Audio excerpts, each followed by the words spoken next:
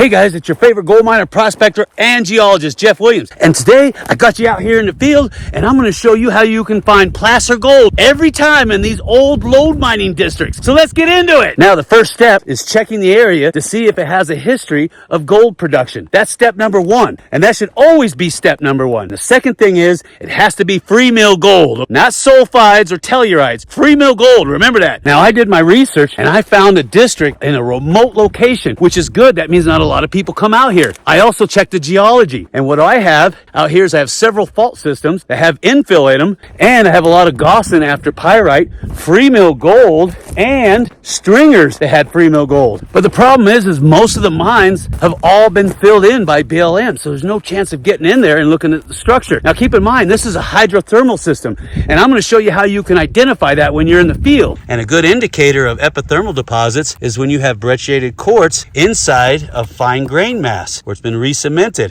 And here's another good example. Here's where you have chalcedonic silica, and then you have these bands that are running around, and you can see the crustiform and colliform in there. And if you have dark and light bands, then that usually means silicates and carbonates. So you can see that beautiful banding. Now, if you're going to have any gold, there'll be a dark band right here. And your mineralization, like your sulfides and your free mill gold, will be in that darker band if there's any gold in there. And here, I've got some of the original ore that they were mining. And you can see good illustrations of all this beautiful Gaussian after sulfide. And it's commonly referred to as limonite. And here you can see a quartz stringer after calcite running through this propylite, which is basically altered andesite. And a lot of the gold was running through these stringers or inside of the limonite. There's another example right there. So what I'm going to do is I'm going to show you how you can determine if these rocks have any gold in them. And like I said, that's why it's so important to look up your USGS reports first. Do the research. And you have to know what the gold is hosted in, or the gangue material as it's referred to in those reports. Also look for primary and secondary. You want gold as your primary. Now, the most economical way to find out if your rocks have got gold in them is to crush them up. And a lot of you guys know that. But if you're out in the field, it's going to be a little bit hard to bring a small pulverizer out there. So you can do what the old timers did, and you can bring one of these guys. It's a mortar and pestle. And I would also recommend a 20 mesh screen. And all you're going to do is you're going to crush that stuff up, screen it, and then pan that out, and then use your jeweler's loop. No, this isn't a whistle. It's a jeweler's loop or a hand lens. And then you're going to inspect that way. Look at that silica vein. Isn't that nice? Put them in there and go to town. Don't put your hand on the edge, because if you miss with this, oh, it's going to hurt so bad. Screen. Get it down to 20 mesh. Do it again. You're just going to keep doing that over and over again. You imagine the old timers doing this? They were tough as nails.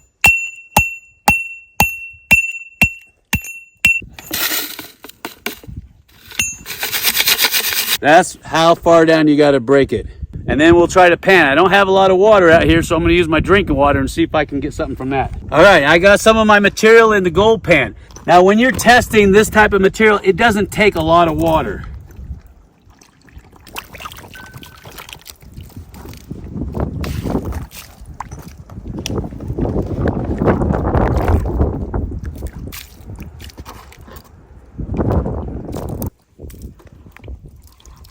All right, that should be enough. Tap it down, which is the Alabama bump. I already got black sand in there, which is the iron. Williams wiggle. Tap. See that up in there? And now I'm going to take my jeweler's loop and I'm going to inspect. There's 1, 2, 3, 4. Oh, they're tiny too. 5, 6, 7, 8, 9, 10, 11, 12. Now, I don't know if you can see it. It's ultra fine, but it's in there, and that is a good indicator. So what we're going to do is we're going to check all these washes and tributaries that come off of all these lode mines, because if the outcroppings had free mill gold in it, chances are over the last million years, it's been consolidated and collected down into these washes. Mother Nature's already done all the work, and that's what you should be doing too. So we're going to run up and down these washes, and I'm going to show you what you should be looking for. So let's get into it. Now, the old timers were smart, and they knew the same things that I'm teaching you now. And so chances are, if there's any gold in any of these washes or creeks, they were looking for it too. And this is exactly what I'm talking about. Do you see that? What does that tell you? And there's another one right here. Do you see that? Look at it. There's one there. Oh, there's a big one right there. Do you see that? Does that tell you anything? These are what's referred to as hand stacks or hand stacking. And what that means is they were finding gold in this particular wash. And I'm sure the other washes in the other area are like that too. And so what they would do to get down to the bedrock is they would clean out all the overburden, and they would try to get down as far to bedrock as they could. And what does that mean? That means you got to take all the overburden out. And a lot of the times that's all these rocks and cobbles that are collected in here. Oh, so that's a good, really good sign. So what you're looking for is areas where you can see bedrock and a whole bunch of hand stacking. I got hand stacking there. Ooh, and I got some bedrock right there. Oh, and I got a lot of bedrock right here. Look at this. I got root systems right here, and I got bedrock. And look at this. I got bedrock right here, running across here, perpendicular. Oh, this is perfect. Look at this bedrock. Oh, and look, I got more and more hand stacking. This is fantastic. Look at this. Look at that. I got hand stacking there. I got lots of bedrock. Look at that. This is all hand stacking right here. All that's hand stacking. More bedrock. I got water here. Oh, and I got huge piles of hand stacking. This is incredible. Here's another one right here too. This is all hand stacking. They were getting all the material out of the wash up onto the side to get to the gold. And I got nothing but bedrock running this entire course. And I'm going to show you how you can clean it off really easy. Oh, this is fantastic. There's got to be gold here. And that's what you should be looking for too. All right, so what I recommend you doing is getting a backpack of some kind and a small bucket and just cleaning the heck out of the bedrock, because Mother Nature has done all the work for you. It's a natural sluice box. I'm going to get a small backpack and I'm going to suck up the bedrock and I'm going to stick it in a bucket and we'll pan it later. And you can see where the andesite is changed into that propylite. Check it out. See, I've got this gray andesite changes into this nasty red altered andesite. Oh, that's good. That's real good. So what I'm going to do is I'm going to clean all this off right here, all the way down as much as I can. And what I'll do is I'll continue to walk this wash, because people don't put this kind of work into something without finding a whole bunch of gold. Look at this. I got hand stacks everywhere. Look at it. Bedrock too. This is all hand stacking all the way down. Nothing but, you see, are you seeing this? And I got bedrock everywhere. And I've got evidence of hard rock mines here. Look at this. But there's the propylite outcropping. And that's what they're chasing. Here's a better shot of it right here. This is something that I highly recommend all you guys out there get when you're prospecting. Now, keeping that in mind, we're just prospecting. I'm not gold mining. No, we're prospecting. So with this guy, I can suck up the cracks and crevices. It's lightweight. I can carry it anywhere. It's a lot better than a gas backpack because it's so light. And like I said, when you're prospecting, you want to go light because you're going to be all over the place. And when you find a good spot, then you bring in the big guns. I'm going to clean out all these cracks with this guy. Then we're going to pan it out and see if I'm right. Because I tell you what, nobody hand stacks that much for nothing.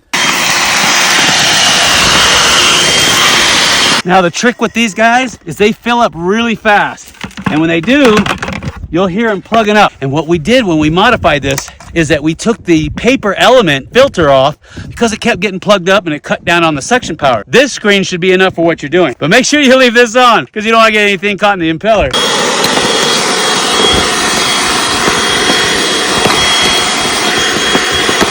This is decomposing bedrock, which used to be andesite, which has been heavily altered into propylite. And look at it.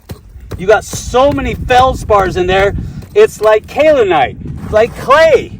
And then right here, you have the contact zone right here of more andesite, which hasn't been altered that much. So what does that tell you? That tells me there's a fault running right through here. If there's any gold in here, 50 bucks says it's coming from this contact zone right here. So I'm going to dig the heck out of this because I'm seeing beautiful samples of iron in there. Just gorgeous. And I know to you guys it don't look like much, But to me, this is very important, so I'm going to sample here. Now, if I find any gold whatsoever, I'm going to come back and I'm going to trench this. Now, keep in mind, we're just gold prospecting right now, okay? Remember, there's gold prospecting and there's gold mining. There's a huge difference. Prospecting, you're just out sampling, trying to find the best areas to come back later to do some gold mining. We're just sampling. You got to know what's in the ground before you bring in the big guns. So I'm going to dig this all up and then we're going to pan it out and see what's in it. So let's get into it. Go ahead and mark your bucket. Be very specific. I even take videos and pictures of it because I don't want to make a mistake if I find the mother lode and I can't get back to it, because I got to know what's in here. Because if this place has got gold, woo-hoo!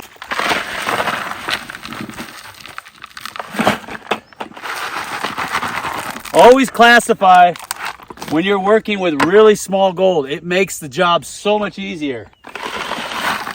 If you've got sample buckets and you've been riding around and they've been bumping up and down, chances are if there's any gold or heavies in there, they've dropped to the bottom. You stratified it without even knowing. All right, let's see what we got in this pan, and then we'll go to the next one.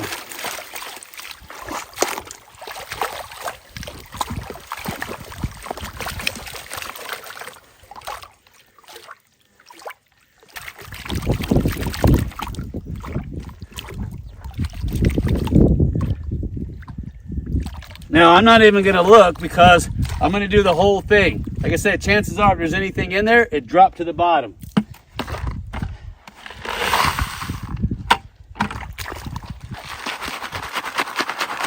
And yeah, you're going to get wet.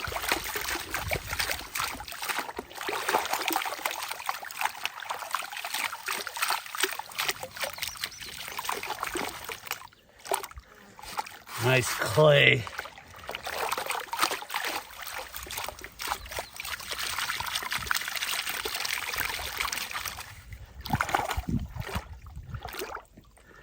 Nice and easy.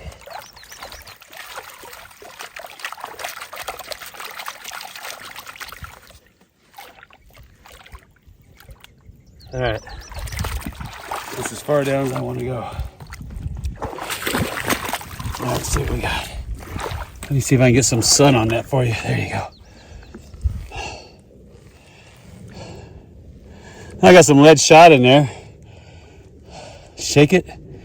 The Williams wiggle. Right. Ooh, ooh, ooh. Look at that. Look at that.